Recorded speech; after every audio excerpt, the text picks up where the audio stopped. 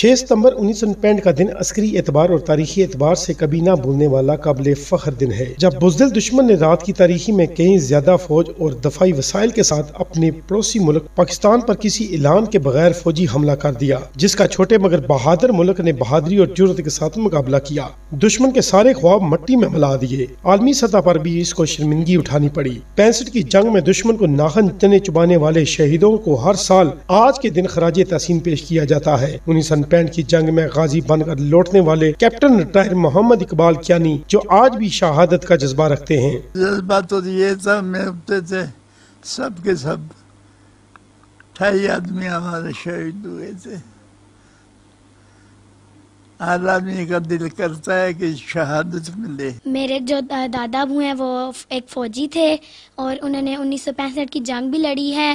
میرے گاؤں میں بہت سے فوجی ہر سال 6 ستمبر کو شہیدوں اور غازیوں کو خراج تحسین پیش کیا جاتا ہے اور بھارت کے اس حملے کا تذکرہ کیا جاتا ہے جس میں اس کو شکست کا سامنا کرنا پڑا۔ ہر پاکستانی اپنی فوج کے دفاع پر فخر کرتا ہے اور یقین رکھتا ہے کہ پاک فوج ہر محاذ پر سرخرو ہے۔ کیمرامین ٹیم کے ساتھ سید امیر احمد شاہ، اسٹار نیوز، دینا۔